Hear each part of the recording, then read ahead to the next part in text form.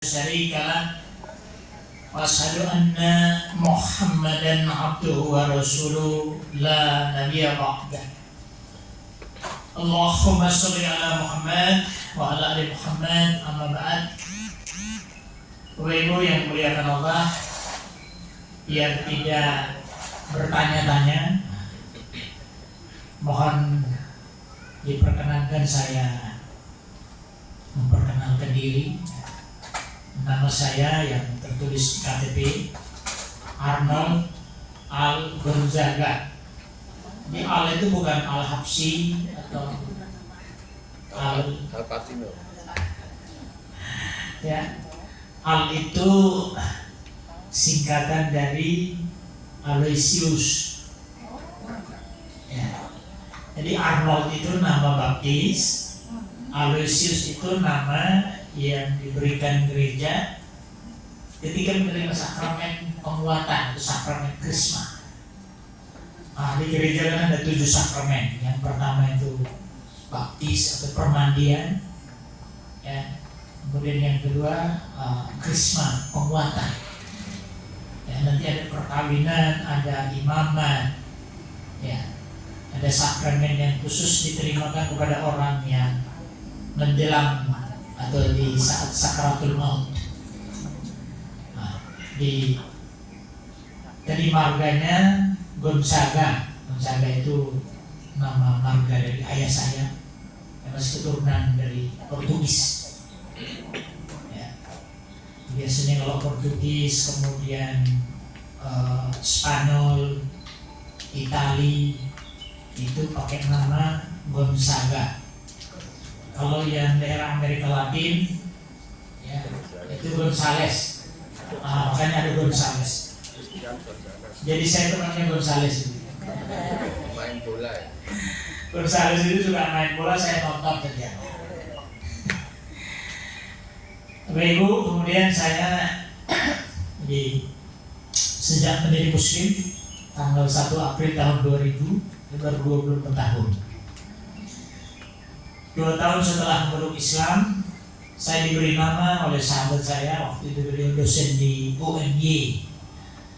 Ya, sekarang punya pesantren Sabilul Huda di Pakem. Beliau memberi saya nama Abdurrahman. Saya senang sekali dengan namanya.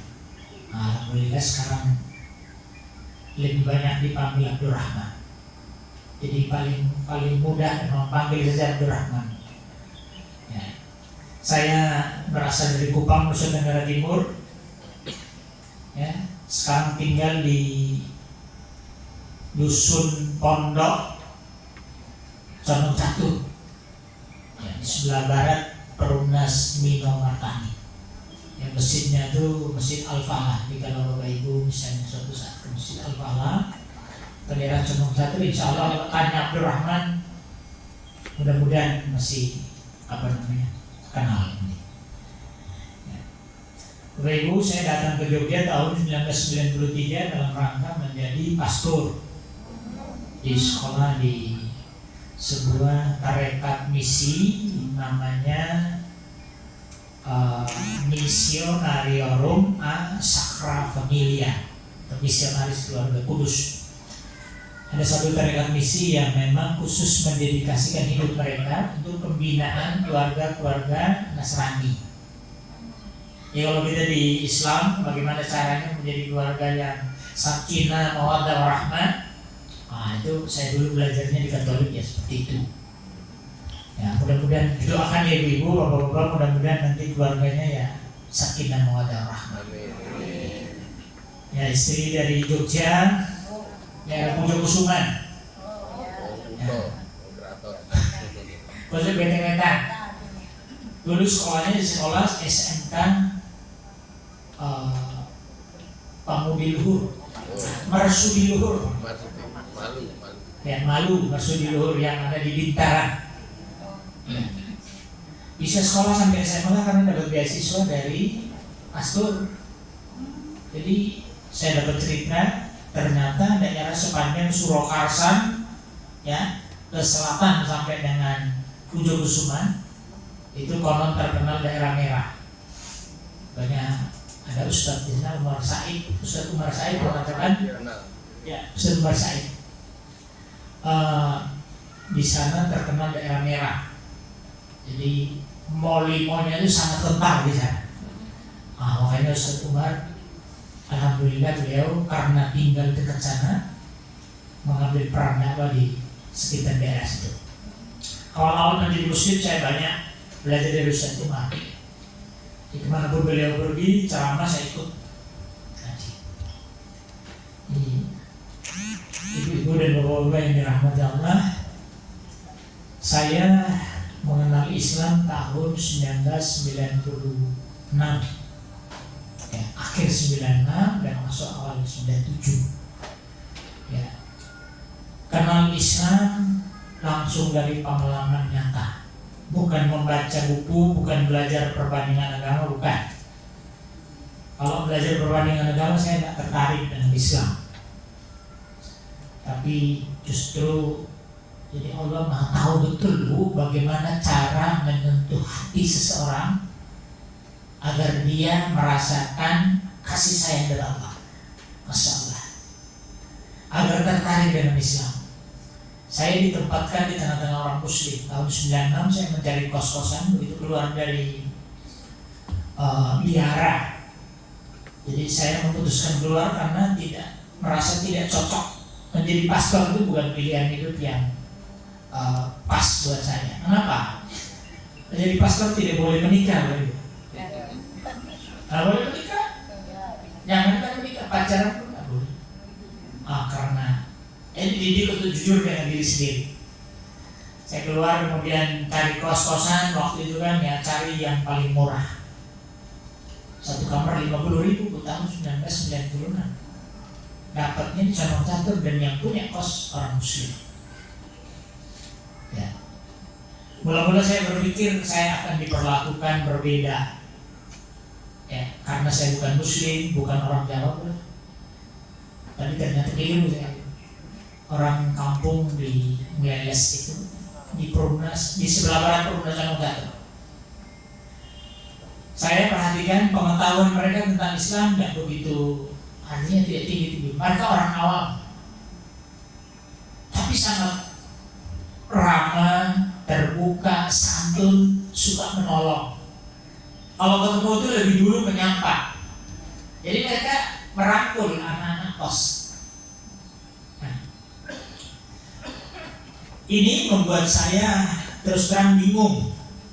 Kenapa bingung? Karena dalam pandangan kami, orang bukan muslim, orang Katolik, terutama orang timur ya, Islam itu sama dengan radikal, Islam itu sama dengan kekerasan, Islam itu sama dengan pedang. Orang muslim itu, mohon maaf, tidak suka menolong. Islam itu agama orang-orang yang inferior, yang kelas bawah. Jadi kita suka memandang remeh orang muslim.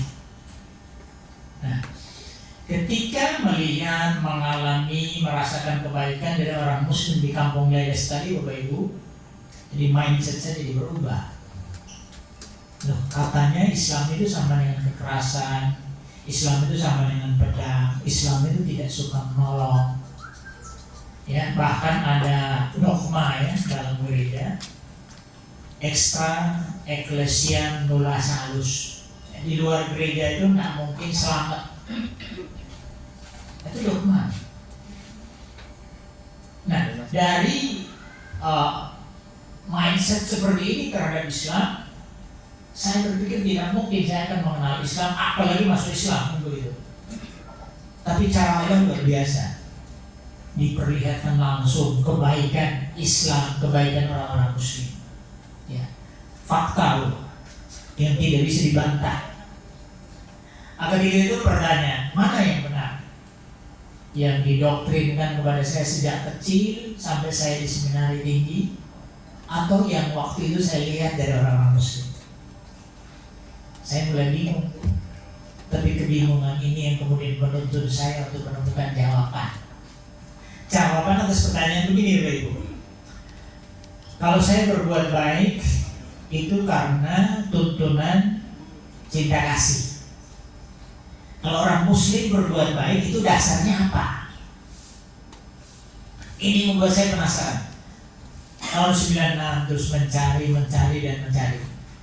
Nah kebetulan di kampung Leles itu, ini suatu ketika saya 4 tahun kos di situ, pindahnya di situ juga karena sudah betah, merasa nyaman di situ.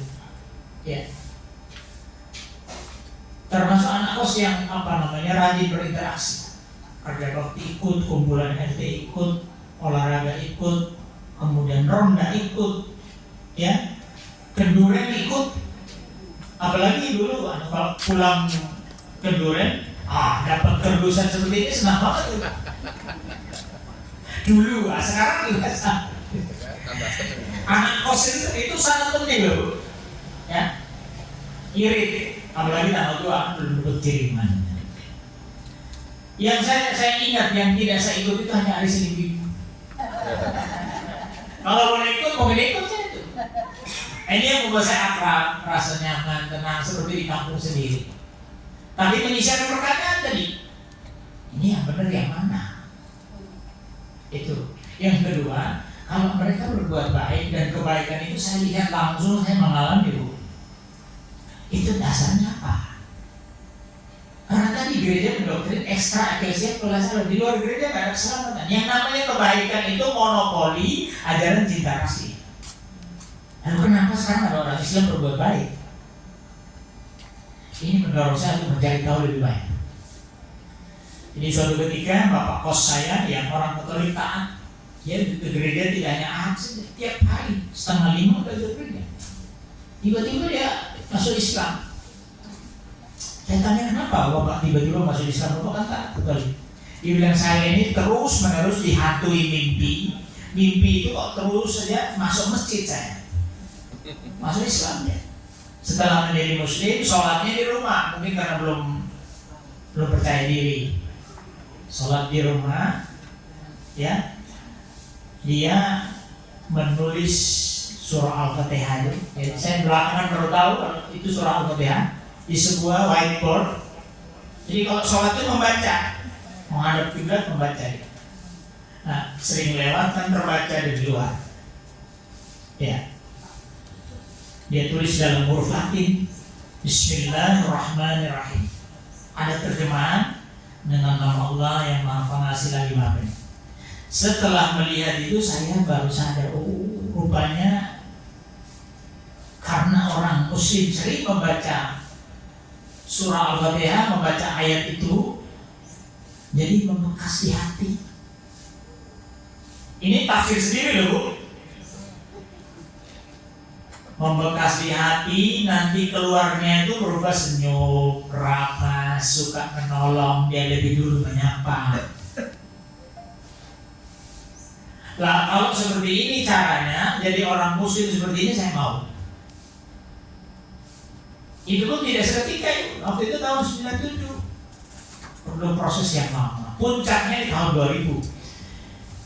Di Condong Catur itu kalau Ramadan tidak boleh ada warung makan buka di siang hari. Nggak boleh. Ya, suatu ketika saya siang-siang makan siang, sudah lapar, panas terik, mau makan tidak ada warung makan buka. Satu-satunya warung yang buka itu ada di Jalan Anggajaya di sebelah timurnya Kelurahan Condong Catur. Mau jalan dari kos-kosan ke sana jauh, sudah lapar. Saya memutuskan pergi ke rumah orang tua angkat di kampung di sebelah timur Condong Catur. Kampung Derong namanya. Ya. Jalan melewati Perumnas di utara gereja Condong Catur itu ada warung kecil yang buka. Senang saya melihat warung buka. Belum sewu, ibu yang punya warung itu, mohon maaf ya, pakai daster, nggak pakai hijab. Jadi saya pikir orang bukan Muslim. Mampir saya tanya, ibu puasa?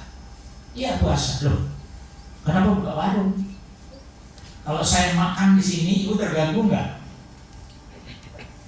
Ibunya dengan senyum seketika dia bilang, Mas, kalau ini yang Muslim, dia pakai bahasa Jawa. Kalau sampun niat puasa, Gue nggak terganggu lihat orang makan. Nah ini saya agak susah bu menerimanya. Agak sulit nalar saya menerima apa yang ibu katakan. Bagaimana orang puasa, lapar, haus, lihat orang makan tapi tidak terganggu. Dalam hati saya bilang ini bapak saya nggak bisa. Ibu ini mestinya orang muslim yang taat. Kalau tidak taat tidak mungkin. Ini bapak ibu yang betul-betul membuat saya kagum dengan Islam. Kebaikan yang saya dapat dari ibu ini memperkuat, semakin mempertegas kebaikan yang saya dapat dari orang-orang muslim di kampung LS tadi. Kesimpulannya, Islam itu agama cinta kasih. Kasih sayangnya jauh lebih kuat ya daripada yang saya yakini gitu. Tanggal 1 April tahun 2000 saya memutuskan bersahadat itu. Dia membimbing dan mengajari saya selama kurang lebih 2 tahun. Itu Bapak almarhum Bapak Dr. Abdus Haji Sudior. Semoga Allah merahmati beliau. Kakak Wil Depak di waktu itu. Ya, beliau dengan sangat telaten seorang pejabat rela meluangkan waktunya setiap ba'da subuh mengajari saya. Dan dia tanggung jawab, tidak sekedar mensahadatkan, tapi membimbing. Ya semoga Allah merahmati beliau. Insyaallah. Jadi Bapak Ibu yang dirahmati Allah, apa yang mau saya katakan tadi sempat ngobrol dengan Pak Rudi. Jadi saya aktif di Yayasan Mu'alaf Center Jogja. Jadi yang memberikan pembinaan, jadi konsultasi, sahadat sampai pembinaan pasca sahadat kepada para mu'alaf. Ya, saya juga aktif di Yayasan Mu'alaf Cinta Tauhid. Cinta Tauhid itu dari tahun 2002. Jadi 2000 saya masuk Islam, 2002 dan mendirikan Yayasan Mu'alaf Cinta Tauhid. 2011 bergabung dengan Mu'alaf Center Jogja karena saya prihatin Bapak Ibu, banyak sekali mu'alaf ya, yang bersahadat itu dari waktu ke waktu terus bertambah. Bahkan di Jogja ini terkenal dengan City of Hidayah, Kota Hidayah. Itu terkenal sampai di Tanah Suci. Tapi pembinaannya masih menjadi PR. Ya, banyak yang sudah masuk Islam tahun 2000, tahun 80-an. Bahkan sampai sekarang banyak yang belum bisa sholat, belum bisa ngaji. Nah, itu yang membuat kami prihatin. Ya, saya khusus mengambil peran dakwah pada para mu'alaf. Ya. Bapak Ibu yang dirahmati Allah Subhanahu wa taala,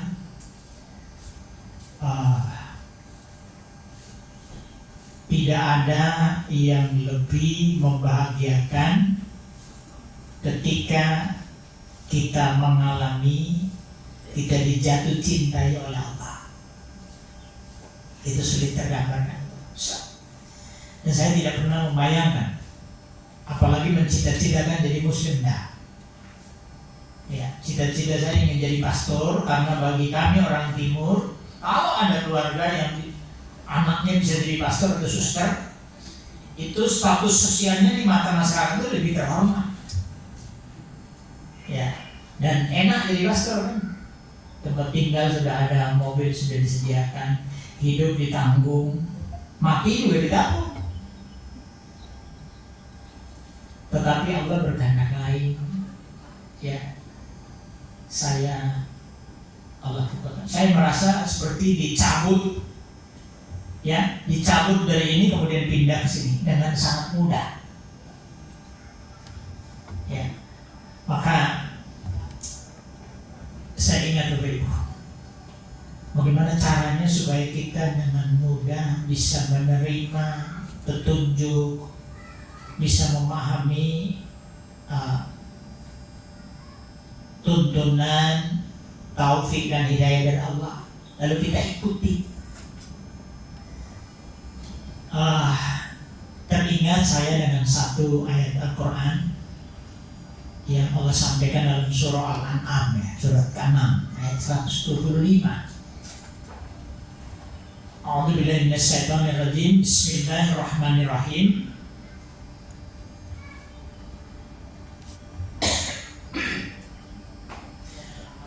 may yuridillahu ayyahdiyahu yasra sadrahu lil Islam. Wa may yurid ayyuzillahu yaj'al sadrahu dhayiqan harajan ka'annama yas'adu fis sama. Kadzalika yaj'alullahu rizqa 'alal ladzina la yu'minun.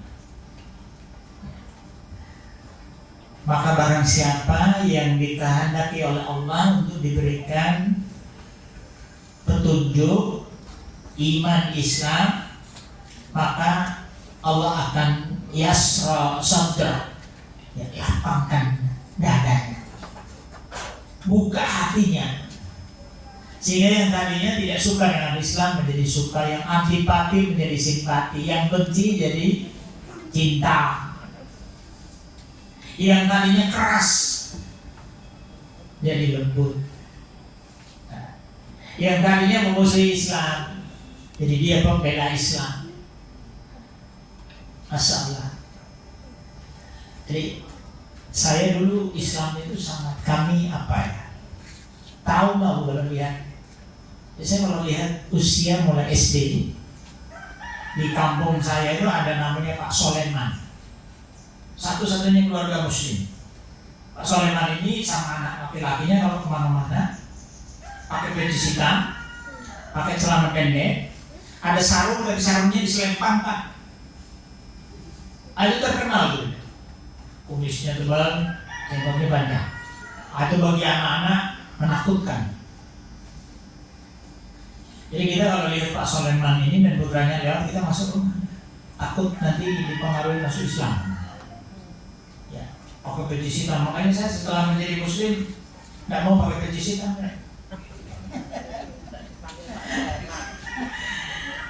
Ya, dari lingkungan yang demikian saya berpikir tidak mungkin menjadi Muslim. Tapi karena Allah yang membukakan hati, Allah Maha tahu bagaimana caranya menyentuh hati seseorang supaya bisa tertarik kemudian belum Islam. Ya, saya diperlihatkan langsung Islam itu seperti apa melalui cara hidup orang-orang Muslim. Ya, santun, ramah, terbuka, tidak membeda-bedakan, menghormati, membantu. Masya Allah. Bapak Ibu, jadi ternyata tugas kita bagaimana membuka hati supaya setiap petunjuk Allah, bimbingan, taufik, hidayah itu bisa kita ikuti. Kalau tidak bisa. Nah, ini contoh kan, ayat ini kan bicara tentang Umar bin Khattab yang sangat keras kan, preman di kota Mekah. Ya, sangat benci Islam, sangat benci Rasulullah SAW, orang Muslim. Dia bahkan berniat untuk membunuh Nabi ya. Dalam perjalanan kemudian dienggokkan Allah ke rumah saudaranya yang membaca Al-Quran. Seketika dia lembut hatinya, masuk Islam. Dan setelah menjadi Muslim, dia tidak sekedar menjadi Muslim, tapi jadi pejuang Islam. Ini saya sangat tersentuh dengan Allah. Maka kepada para mu'alaf saya bilang, saya sampaikan, kalau menjadi Muslim itu, ya, masuk Islam itu hanya sekedar menjadi Muslim itu rugi. Karena sejarah para mu'alaf di zaman Nabi itu tidak begitu, mereka tampil di garis depan menjadi pembela Islam. Umar bin Khattab, Hamzah bin Abdul Muthalib, Abu Bakar As-Siddiq, Utsman bin Affan, Mus'ab bin Umair, Salman Al-Farisi, itu nama-nama, Masya Allah. Jadi kalau lihat sekarang mu'alaf itu banyak yang lemah, yang apa ya, ada ujian lalu banyak sambat, itu saya jadi gemas, gergetan di rasanya. Ya, ini harus diajak untuk belajar. Nah, kelanjutan ayat tadi, wa may yurid ayuzillahu yaj'al zatrahu dhayiqan harajan ka'annama yas'adu fis sama. Tetapi barang siapa yang dikehendaki Allah untuk disesatkan, tadi kalau dikehendaki untuk diberi petunjuk, dadanya dilapangkan, hati dibuka. Ya. Tapi kalau dikehendaki untuk disesatkan, maka dadanya dijadikan sesak dan sempit. Gambarannya seperti yas'adu fis sama. Dia seperti mendaki ke langit. Mendaki ke langit itu kayak apa itu? Ngos-ngosan, mengganggu, ya kan? Terengah-engah. Itu gambaran dari orang yang hatinya sesak dan sempit. Allah sesatkan. Ya, dia melihat Islam itu penuh dengan kebencian, beban, ya, momok, sehingga ada istilah kita di Indonesia kan, fobia Islam. Ya. Orang yang taat mau kafah dengan agamanya, dengan Islam, disebut radikal. Padahal nggak bisa. Ya, orang taat pada agamanya itu kan perintah Allah itu. Ya, memang kita harus kuat. Allah sampaikan kan di surah Ibrahim. Alam taro kaifa zaraballahu masalan kalimatan thayyibatan kasajaratin thayyibah. Apakah kamu tidak memperhatikan bagaimana Allah membuat perumpamaan tentang kalimat thayyibah? Ya, ulama bersepakat yang dimaksud kalimat thayyibah adalah kalimat tauhid. La ilaha illallah. Kalimat tauhid itu gambarannya, perumpamaannya seperti kasajaratin thayyibah, pohon yang baik.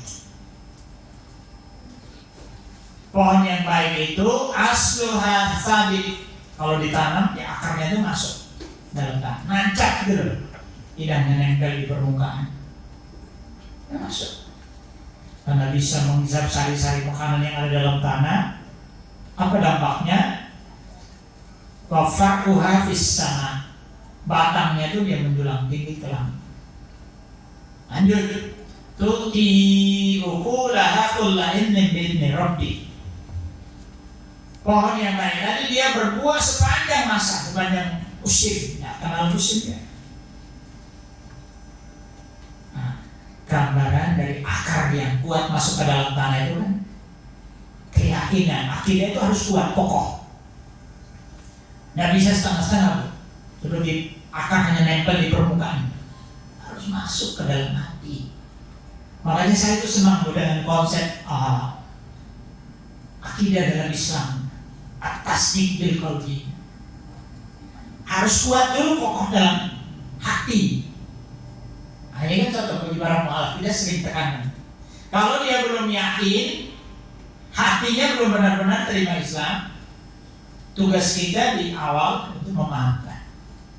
Saya dengar dari salah satu ustadz di Singapura, beliau itu mengatakan di Singapura itu sebelum orang bersyahadat 3 bulan sebelumnya itu kan masuk di pesantren. Dididik dulu, dipersiapkan minimal kalau dia sudah paham 2 kalimat syahadat, ya, 2 kalimat syahadat itu apa, konsekuensinya apa kalau sudah membaca syahadat, baru disyahadatkan. Kalau di Indonesia kan enggak. Begitu orang niat mau masuk Islam kan pernah saya bilang, nah ini dibimbing dulu. Enggak. Kalau niat baik itu harus disegerakan, itu terus setuju juga. Tapi saya pikir perlu dikaji nanti. Kalau masuk Islam itu belum paham, niatnya belum lurus, nanti akhirnya sholat juga susah, Bu. Susah sholat. Ngaji diundang berkali-kali pun belum tentu datang. Nah, kenapa? Karena saya mengalami begitu. Masuk Islam tahun 2000 sampai 2005 ini sholat saya Senin Kamis. Susah, Pak. Yang paling susah sholat itu sholat subuh, sudah kesiangan. Sholat asar mepet maghrib. Saya merasakan begitu. Kalau sholatnya bolong-bolong, ternyata rezekinya juga bolong-bolong. Ketemu orang itu susah sekali senyum. Kok wajahnya itu nak nyenang gitu loh. Pernah saya disapa oleh ibu-ibu di jalan, mereka jualan itu loh.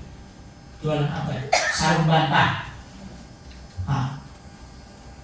Disapa dalam bahasa Jawa, sebagai tidak pun saya diam saja. Saya paham, tapi diam saja. Kira-kira setelah lewat 5 meter mereka saling bicara. Saya kanten-kanten kok rasa ngomong. Ada kan masalah ya Bu. Masalahnya di hati itu. Ya. Tidak terbuka, belum sepenuhnya menerima Islam. Saya tadi kan sudah yakin bahwa Islam ini yang benar, agama cinta kasih. Ini terbukti. Dulu saya dapat paham tentang Islam, ya, dari cerita, dari sumber-sumber yang salah. Islam itu keras, Islam itu radikal, Islam itu teroris, Islam itu ya suka nolong. Itu kan dari sumber yang salah. Nah, karena belum sepenuhnya menerima Islam, ya jadi akidahnya belum betul-betul mengakar, kuat, ibadahnya juga susah, sholat susah, berat. Nah, kalau seperti akar pohon tadi, kalau sudah masuk ke dalam tanah, ya, akidahnya sudah kuat, kokoh, membekas, kuat dalam hati, ya, maka batang tadi yang menjulang tinggi ke langit itu gambaran dari ibadah. Kalau akidah kuat, ibadahnya insya Allah taat, lurus, ikhlas karena Allah. Ya, terbukti. 5 tahun pertama saya susah. Berat badan saya cuma 45 kilo. Stres. Ketemu teman sama-sama mualaf dari Jawa Timur dia. Sekarang ngajar di pesantren di Mboro. Di Pacitan itu Magetan. Ya. Beliau pulang dari Inggris. Dia masuk Islam di Inggris. Lulusan dari SMA Stelladus Jogja.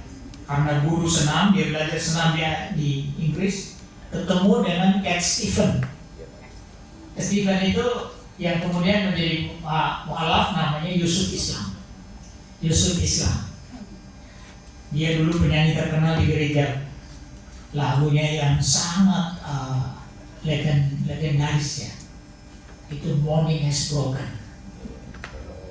Ya, itu lagunya Cat Stephen. Nah, ketika dia melihat saya, kok kamu kok kurus, stres, kenapa dia tanya? Ya, saya bilang susah, berislam itu susah. Apa dia bilang? Dia tanya, sholatmu piye? Nah, saya jawab bolong-bolong. Oh ya wajar, sholatnya bolong-bolong, muridmu bolong-bolong, rezekinya bolong-bolong. Kalau ketemu orang susah senyum, gimana kalau rezeki mau mendekatkan Bu? Sama orang merengut aja terus, susah. Nah, sejak 2006 Bapak Ibu, jadi puasa saya, sholat saya berusaha untuk benahi dengan tekad.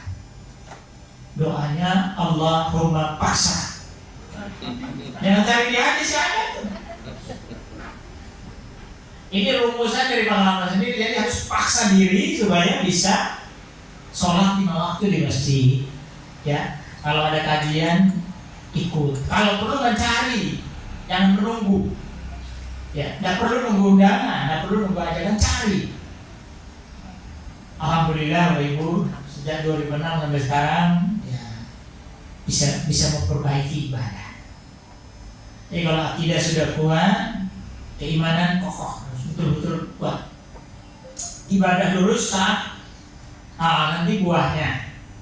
Tuti ukulaha kullahin min idzni rabbi. Pohon baik tadi dia menghasilkan buah yang terus menerus atas izin Tuhannya. Halnya bagus. Dia bergaul dengan siapapun, berinteraksi dengan siapapun. Seperti orang Muslim yang dulu saya alami di awal keislaman saya, mereka tidak larut, tetap Muslim. Mungkin tidak pakai hijab, belum pakai hijab, tapi dia kehidupannya mencerminkan Islam. Ya. Jadi akhlaknya bagus, muamalahnya bagus, berinteraksi dengan siapapun, tapi kita tidak boleh mudah ikut. Apalagi larut dengan cara berpikir mereka, gaya hidup mereka. Yang sekarang kan susah, tidak mudah sekarang. Maka hemat saya kita harus kuatkan tauhid. Jadi melihat kemarin ada satu fenomena yang menarik, yang betul-betul membuat saya itu tergelitik. Bapak Ibu mungkin menyaksikan kunjungan Paus kemarin ya. Ya, kita lihat gimana. Ya, Pak. Saya heran karena sesungguhnya paus itu datang membawa pesan tauhid. Apa buktinya? Perhatikan. Paus itu dalam kunjungan ke negara manapun, ke bumi manapun, paus siapapun itu, mau Fransiskus, mau Benediktus, mau Paus Paulus, sama. Ketika dia turun dari anak tangga pesawat, apa yang pertama dilakukan? Sujud. Cuma bahasa saudara-saudara kita itu kok dijadikan bahasa Romo halus, mencium bumi. Tidak mau bilang sujud. Itu sujud tuh. Sujud itu kan orang beribadah total pada Allah. Hanya Muslim, hanya Islam yang mengajarkan seperti itu. Dan pesan itu juga ada dalam kitab-kitab terdahulu.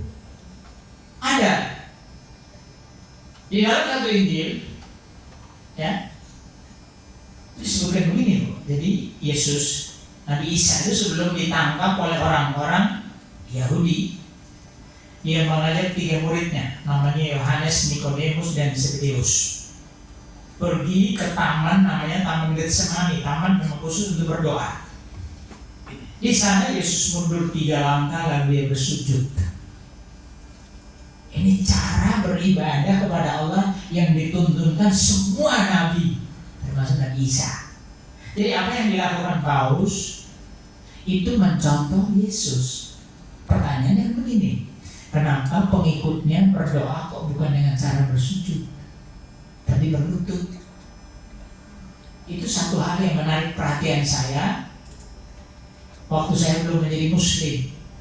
Saya minta pada teman saya yang saya numpang di rumahnya selama setahun itu, sebelum menjadi Muslim sampai setahun setelah menjadi Muslim, saya minta beliau ajak ke masjid.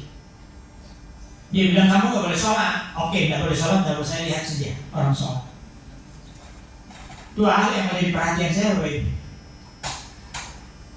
Orang Muslim kalau sholat dia bersujud.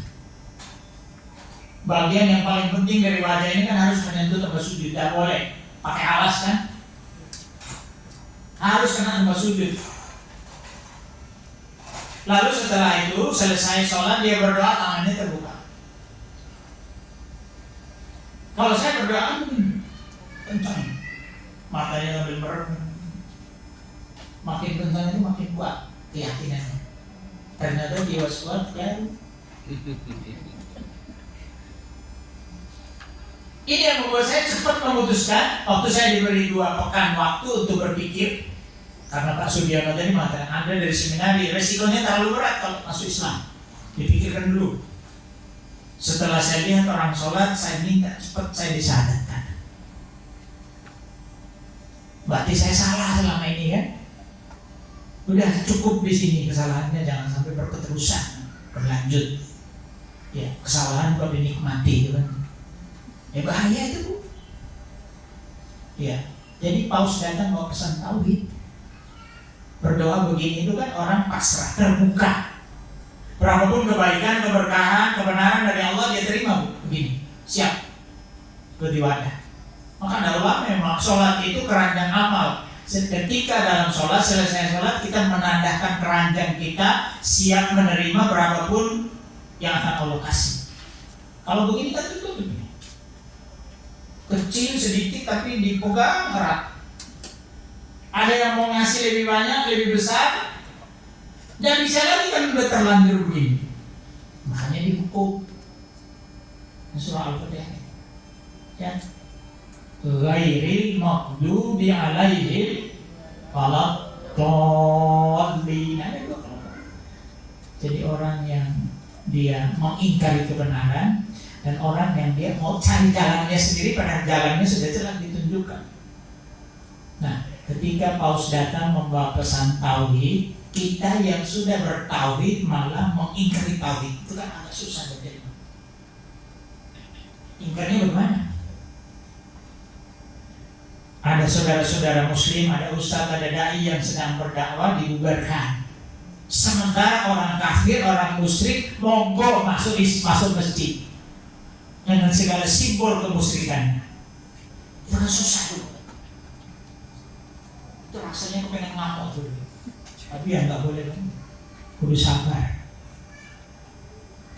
Jadi tauhid ini mesti kita pegang terus.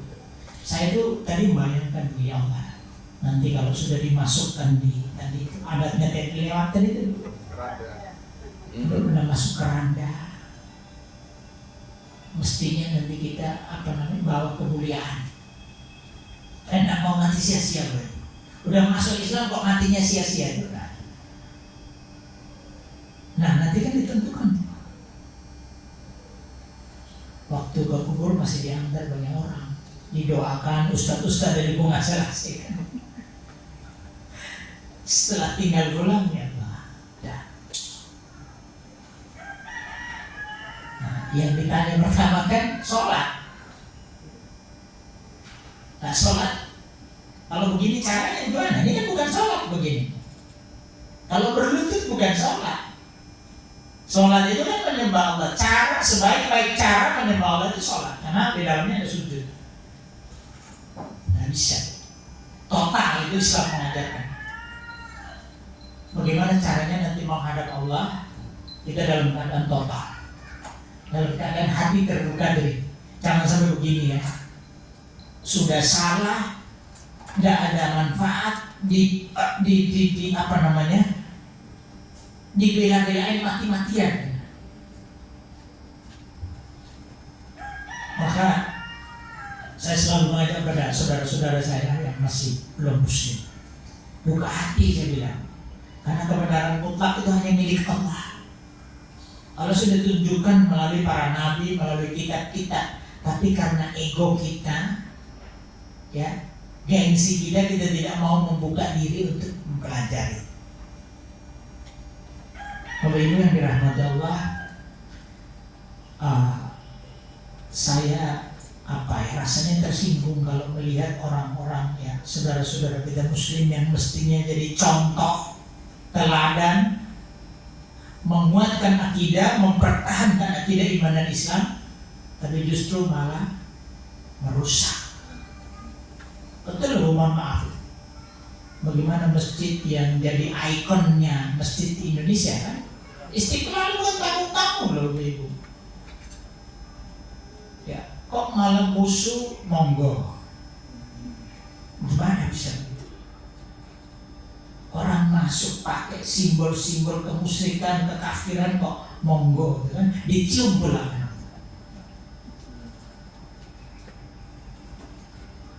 Luar biasa. Melihat fenomena ini saya ambil saya harus kuat. Saya tidak mau jadi muslim yang begitu. Ya, meskipun bukan profesor, ilmunya tidak usah tinggi-tinggi, cukup ilmu hidayah, ilmu taufik. Tapi nanti pulang kepada Allah, menghadap Allah dengan kemuliaan. Islam kan hanya kasih dua pilihan begitu. Hidup berarti kita meraih kemuliaan, kebahagiaan dari kata Pak Rudi dunia akhirat, atau kita mati dan mati syahid, bukan mati sia-sia. Cuma dua pilihan, tidak ada pilihan ketiga. Nah, saya ingin mati di medan dakwah. Saya bilang ke teman-teman mu'alaf, jadilah pejuang Islam seperti Umar, seperti Hamzah, seperti Salman Al-Farisi dengan ide briliannya dari Parit itu. Mus'ab bin Umair yang masih muda belia, tapi dia siap diutus Rasul Muhammad SAW ke Yasrib, masih muda, 16 tahun masuk Islam. Waktu itu yang diutus bukan Abu Bakar yang umur 38 tahun, bukan Utsman yang 26 tahun, tapi Mus'ab bin Umair umur masih 16 tahun. Hari ini Bapak Ibu, di taklim kita, di masjid kita, tidak mudah kita menemukan anak muda. Padahal Nabi sangat memperhatikan. Ya, mereka yang di awal Islam itu putri-putri Nabi kan, Zainab, siapa lagi? Ummu Kulsum, Ruqayyah dan Fatimah, masih muda. Anak angkat Zaid ibn Al-Haritsah masih muda. Ali bin Abi Thalib apalagi? Semuanya itu. Mus'ab bin Umair masih muda. Nabi sangat memperhatikan itu generasi muda. Nah sekarang itu terlupakan. Jadi saya selalu menyampaikan bagaimana ada strategi, cara supaya hati anak-anak muda kita rekrut untuk dekat dengan taklim, dekat dengan masjid. Kalau perlu di masjid bikin kafe, ada sudah di Conong Tata itu ada.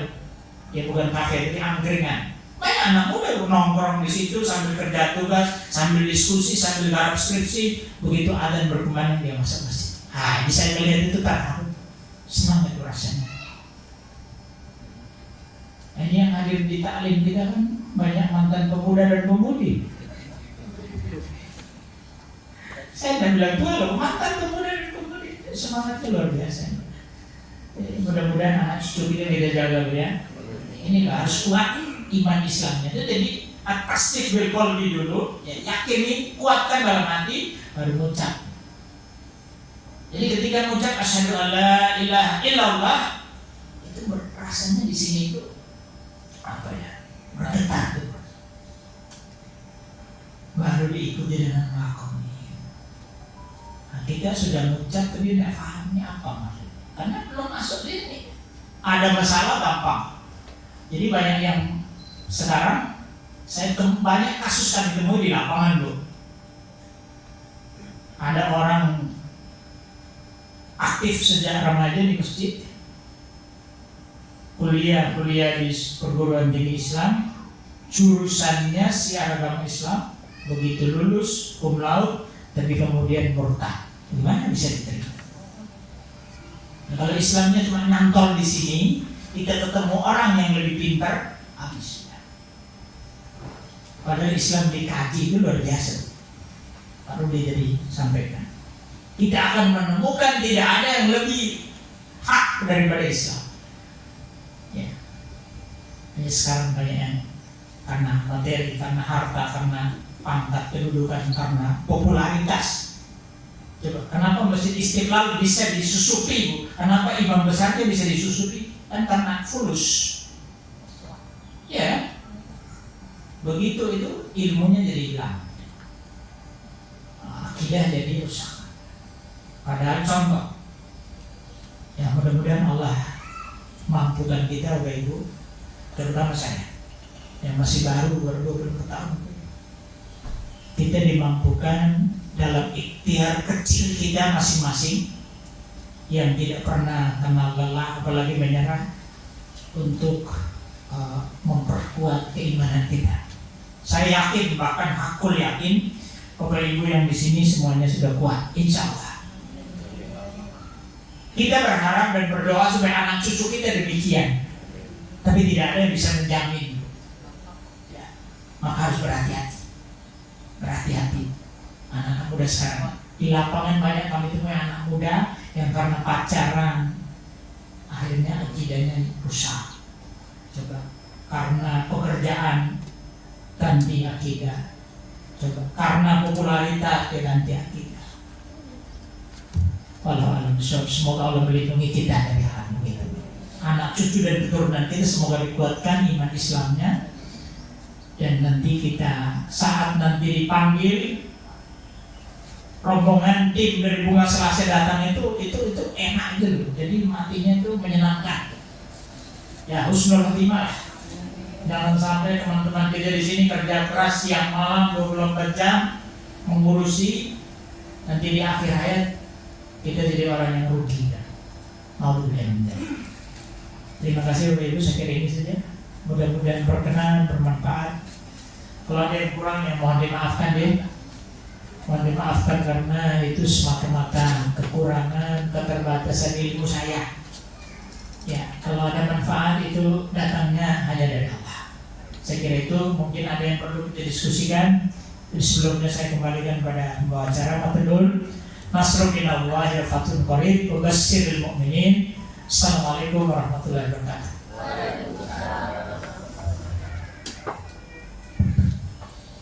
Jazakallah Ustaz yang telah menyampaikan tausiah dari Pak Juri Ramzan hari ini. Moga Bapak Ibu nekang wonten pertanyaan, monggo Bu. Kita pakai mic aja, pakai mic. Biar jelas, biar terdengar. Assalamualaikum warahmatullahi wabarakatuh. Maaf, ini juga di luar tema ya. Nah, Ada yang Ibu siapa? Ibu bahwa Bu Wiwi, Ibu Wiri. Wiwi. Oh Wiwi, Ibu Wiwi ya. Ada yang bilang bahwa Nabi Muhammad itu lahir pada tanggal 12 Rabiul Awal. Tapi ada yang bilang tanggal 8, tanggal 10 itu yang benar yang benar. Ya. Masya Allah. Ya. Lanjut atau dijawab dulu? Satu lagi. Satu lagi, monggo Bu. Ibu monggo. Assalamualaikum warahmatullahi wabarakatuh. Waalaikumsalam warahmatullahi wabarakatuh. Saya Ibu Sulistiawati menanyakan Bapak Ustaz tadi menjelaskan untuk menjadi mu'alaf untuk belajar dulu sebelum bersahadat. Apabila proses itu dilaksanakan, dia belum bersahadat, kemudian dipanggil, itu bagaimana akidahnya saja. Assalamualaikum warahmatullahi wabarakatuh. Waalaikumsalam warahmatullahi wabarakatuh. Enggak di. Ya, mulai dari yang belakang ya Bu ya. Tahu Bu ya? Ya. Belum bersahadat, tapi kemudian sudah diundur dia dipanggil ya. Mudah-mudahan nanti karena niatnya Bu ya. Ya. Kan kata Nabi tidak mengajarkan innama amalu binniyat. Ya, semua amal itu kan tergantung niatnya. Ya. Karena sudah niat, ya, dia mantap mau memeluk Islam, tapi bisa jadi karena kondisi tertentu, situasi tertentu yang membuat prosesi syahadatnya tertunda, sementara itu sudah wafat. Ya semoga Allah kabulkan, yang diterima sebagai orang muslim, kan niatnya sudah ada. Ya, gitu. Idealnya tadi Bu memang kalau sebelum bersyahadat harus dibimbing dulu. Ya, idealnya begitu. Tapi dalam praktek di lapangan kan memang terjadi kompromi macam-macam. Ya, kita lihat situasi, kondisi. Ya, kita biasanya kalau orang datang minta segera karena dia misalnya mau pulang ke negara, seperti dulu ada mahasiswi dari Jepang. Dia sudah selesai kuliah di UGM, dia mau pengen segera pulang sudah beli tiket mau ke Jepang. Sebelum pulang dia minta sadar dulu. Itu tidak mungkin kan kita bilang kamu belajar dulu 3 bulan, nggak bisa. Dia sadar saja, ya sadar, dan dia minta resmi, artinya ada sertifikat syahadat itu yang ditandatangani dari pemerintah setempat. Saya minta dari Kemenak provinsi. Ya, nah, kita arahkan nanti kan di sana juga ada banyak pembinaan mu'alaf ya. Dan kita pas kontak teman-teman, kebetulan kami ada teman yang waktu itu sedang tugas belajar di Jepang. Kita hukumkan di sana, alhamdulillah dibina. Ya, jadi alhamdulillah kalau sudah punya niat. Ya. Tapi takutnya itu dia meninggal, urusannya dia kan tetap masih Nasrani misalkan gitu loh. Ya. Padahal dia sudah mau Islam, dia sudah. Tapi karena belum bersahadat, kemudian pacaran pertama itu kan juga. Iya. Ini yang repot Bu. Jadi jangankan yang berniat, yang sudah jelas masuk Islam, ya, itu saja ketika meninggal itu jenazahnya masih diperebutkan. Ini pengalaman kami mu'alaf center di Pakualaman dan di Magelang. Ya, harus berebutan jenazah, beda jenazah dengan keluarga. Karena keluarga ngotot ini dia bukan Muslim. Nah, kita tidak bisa menunjukkan bukti kalau tidak ada sertifikat syahadat. Atau semasa hidupnya misalnya dia sudah belum syahadat, tapi dia sudah sholat, ya. Nah, sholat itu ada syahadatnya.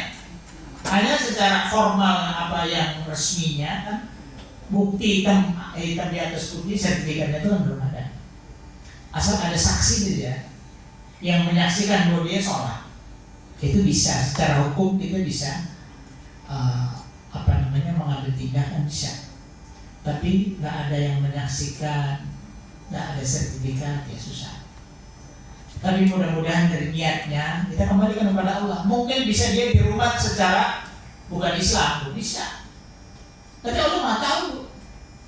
Ya, yang di rumah kan cuma fisiknya ya, jasadnya, rohnya semoga nanti selamat. Kita harus yakin. Ya. Jadi makanya Islam kenapa diajarkan niat? Bahkan belum melakukan saja kalau sudah niat berpahala untuk kebaikan ya. Kalau yang tidak baik sudah diniatkan belum melakukan dan itu ya kita husnudzon aja. Ya, urusan yang sifatnya dunia ya nanti terserah Allah. Tapi makanya kita harus hati-hati. Kalau ada niat ya disegerakan. Ya, konsultasi kan dengan di sini sekarang banyak lembaga mualaf, banyak yayasan mualaf yang insya Allah siap bantu. Ya, bahkan sudah bermasalah pun kita sering urus orang bermasalah kok. Diusir dari keluarga. Ya, jangankan orang, sudah jenazah saja kita urus. Bismillah. Itu Ibu. Yang kedua Ibu, tanggal kelahiran Rasulullah ya. Ada yang mengatakan ada 8, ada 10, ada 12 Rabiul Awal. Ya. Saya punya buku pegangan Sirah Nabawiyah itu dari Profesor Dr. lupa. Yang menjadi rujukan penulisan buku Sirah Nabawiyah. Ya. Jadi beliau mengatakan di hari Senin 12 Rabiul Awal. Ya. Nah, untuk urusan ini bisa terjadi khilafiyah, perbedaan pendapat dari ulama. Ya. Itu tidak terlalu penting. Ya. Perbedaan itu harus kita sikapi dengan bijak. Saya ingat betul apa yang disampaikan Pak Quraisy. Kalau misalnya contoh ini Bu ya. Kelahiran Nabi itu, tanggal kelahiran Nabi itu menjadi sesuatu yang sangat penting. Pasti Allah tulis dalam Quran. Ya. Artinya itu bukan sesuatu yang sangat penting dan harus kita perdebatkan. Ya. Yang paling penting bagaimana kita meneladani Rasulullah Muhammad SAW. Jangan sampai kita kalah dengan orang-orang Muslim. Saya mau kasih contoh. Yang tulis buku tentang 100 tokoh yang paling berpengaruh di dunia. Michael Hart, orang bukan Muslim. Dia menulis buku itu, lalu dia tempatkan Rasulullah SAW di urutan pertama, teratas. Ketika buku itu diterbitkan, diluncurkan, banyak yang menyangga, banyak yang menentang, bahkan ada yang mengancam. Beliau santai, kenapa? Karena dia punya alasan yang sangat kuat, penelitian yang mendalam dan lama, penelitian ilmiah, baru kesimpulannya buku itu Muhammad di urutan pertama. Kenapa? Rasulullah itu lahir dari keluarga yang sangat sederhana, belum lahir sudah yatim, berasal dari kota di mana waktu itu Mekah itu menjadi kota yang paling terbelakang dari peradaban. Bukan pusat pendidikan, bukan pusat kebudayaan, bukan pusat perdagangan, bukan pusat ilmu pengetahuan, bukan pusat seni, bukan. Tapi kenapa dia bisa tumbuh menjadi seorang tokoh yang sangat kuat, mengajarkan sebuah agama besar yang namanya Islam, dan pengaruhnya itu makin lama makin kuat dan merasuk, kata Michael Hart. Itu yang paling penting bagi kita, Bu. Nah, yang mau saya katakan begini, orang yang bukan Muslim saja mengenal Rasulullah sedemikian kuat, rinci segitunya, harusnya kita lebih dari itu. Ini yang paling penting. Kita berlomba-lomba untuk meneladani akhlak dari Rasulullah. Itu yang paling penting, bukan tanggal kelahirannya berapa. Nah, bagi saya itu hal yang tidak terlalu penting. Contoh yang kedua, ibu-ibu mungkin kenal atau bapak-bapak pernah nonton film action. Ada tokoh yang sangat terkenal, namanya Jean Claude Van Damme.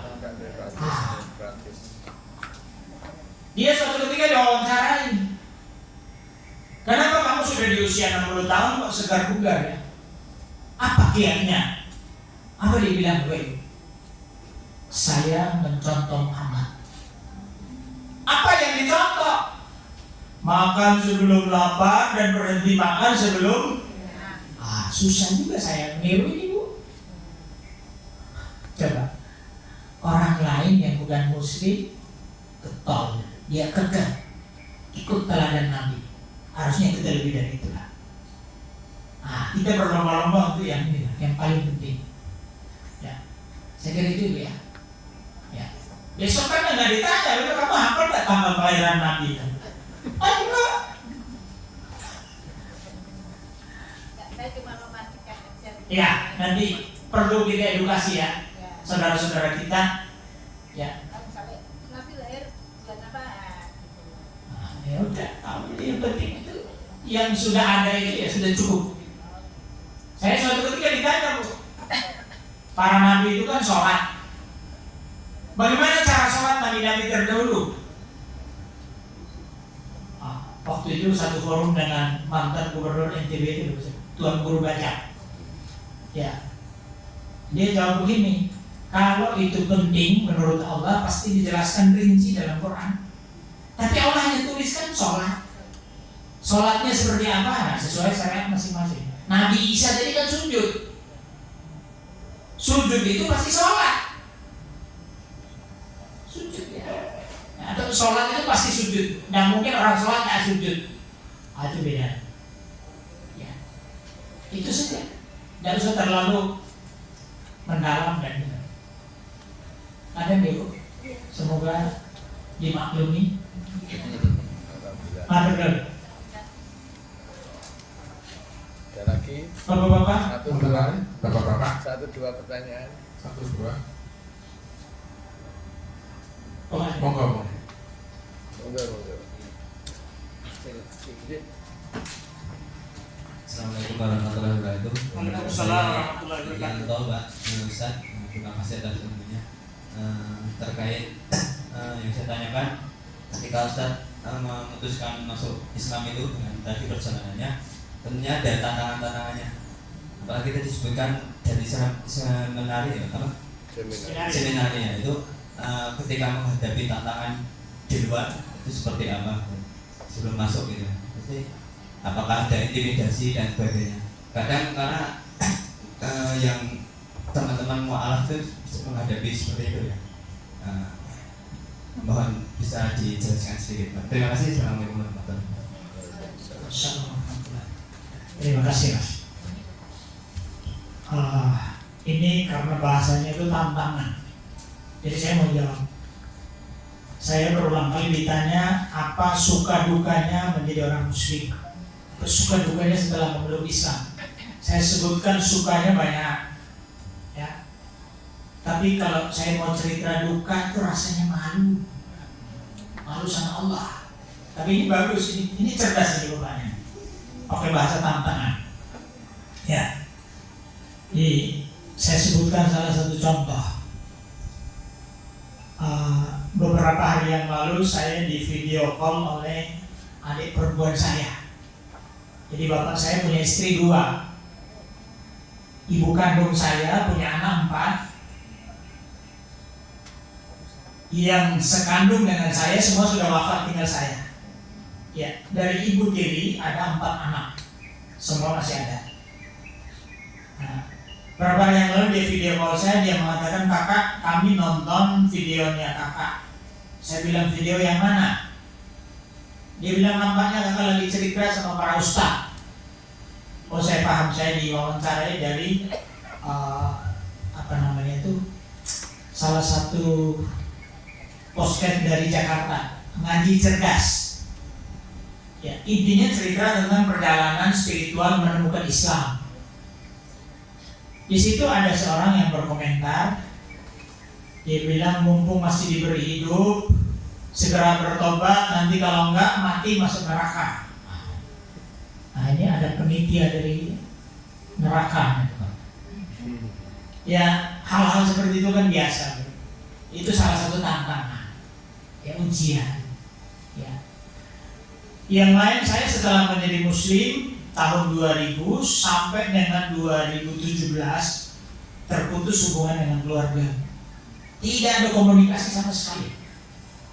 Ya, ini bukan hal yang mudah, tetapi alhamdulillah karena pertolongan Allah oh ya masih hidup sampai sekarang. Sekarang ketemu banyak saudara di Sekar Telase. Ya. Nah, yang membuat saya tersadar Bapak Ibu. Jadi ujian paling berat dalam hidup saya yang pernah saya alami itu meninggalnya orang tua saya. Ibu saya meninggal saya umur 2 tahun. Ayah saya meninggal saya seminari menengah kelas 0. Ya, seminari menengah itu 4 tahun. Kelas 0, nanti kelas 1, kelas 2, kelas 3.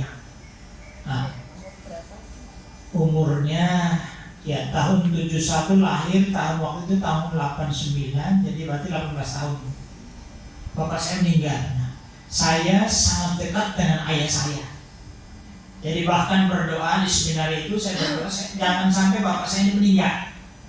Doanya begitu. Begitu ayah saya meninggal itu satu pukulan yang sangat berat. Dan saya bisa menerima kenyataan itu, kenyataan bahwa saya meninggal, saya kehilangan orang-orang tercinta dalam hidup saya. Baru bisa terima kenyataan itu setelah menjadi Muslim, Pak. Apa yang membuat saya bisa menerima? Itu di surah Al-Baqarah itu saya ketemu ayat itu dibaca berulang kali. Kata Allah, "Walana badluwannakum bisyai'in minal khawfi wal ju'i wa naqsin minal amwal wa naqsin minal amwali wal anfusi was samarat wa basyiris sabirin alladzina idza asabathum musibah qalu inna lillahi wa inna ilaihi raji'un. Ulaika alaihim sholawatun min rabbihim wa rahmah wa ulaika humul muhtadun." Saya setelah membaca ayat ini baru saya bisa terima kenyataan meninggal di rumah saya.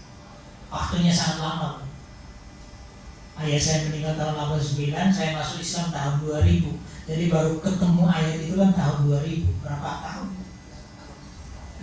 Itu salah satu ujian. Ya. Menariknya Bapak Ibu, di Islam itu saya senang karena apa? Sebelum diuji, kita itu sudah dapat bocoran. Apa bocorannya? Perhatikan rentetan ayat-ayat itu. Allah sampaikan. Pertama, fadkuruni adkurkum waskuruli wala takfurun. Ingatlah kepadaku, niscaya aku ingat kamu, dan bersyukurlah kepadaku dan jangan kamu ingkar. Pertama, diingatkan. Untuk ingat sama Allah. Nomor 2, ya ayyuhalladzina amanu ista'inu bis-sabri was-shalah. Innallaha ma'as-sabirin.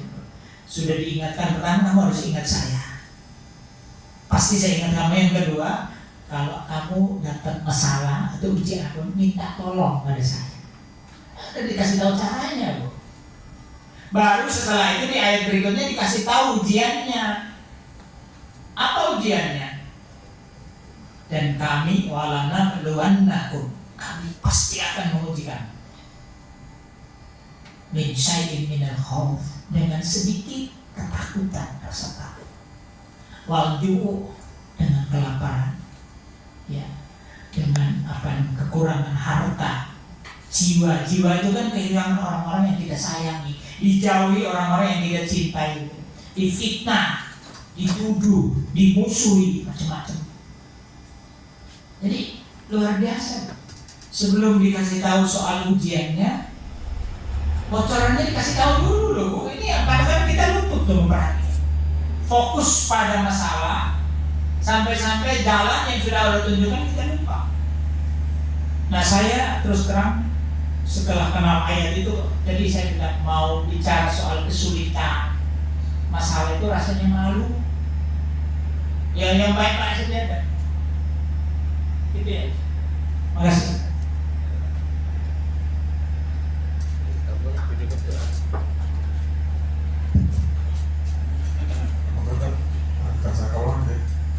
Atas hasil pertanyaan, bukan langsung tutup doa.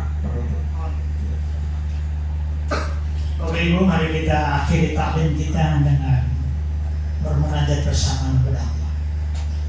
Kita bersyukur atas nikmat waktu, kesempatan hidup, kesehatan, usia, nikmat iman dan Islam. Mudah-mudahan Allah tambahkan nikmat-nikmatnya kepada kita dan dimampukan untuk selalu bersyukur dan dimampukan menjaga akidah iman dan Islam kita sampai dengan akhir hayat kita. Bismillahirrahmanirrahim. Hamdan syakirin, hamdan ma'imin, hamdan yu'afi ni'mahu wa yukafi mazidah. Ya Rabbana lakal hamdu kama yanbaghi li jalali wajhikal karim wa azim sultanik. Rabbana la tuzigh qulubana ba'da idh hadaitana wa hab lana min ladunka rahmah innaka antal wahhab. Rabbi a'udzni an ashkura ni'mataka allati an'amta alayya wa ala walidayya wa na'mal salihan tardahu wa aslih li fi dzurriyyati inni tubtu ilaika wa inni minal muslimin. Rabbi ij'alni muqimas salati wa min dzurriyyati rabbana wa taqabbal du'a. Rabbana hab lana min azwajina wa dzurriyyatina qurrata a'yun waj'alna lil muttaqina imama. Rabbana taqabbal minna innaka antas samiul alim wa tub alaina innaka antat tawwabur rahim. Rabbana atina fid dunya hasanah wa fil akhirati hasanah wa qina adzabannar.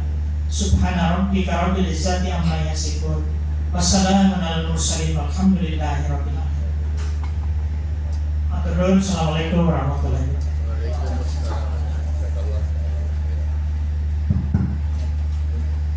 Saya terima kasih kepada Ustaz Abdurrahman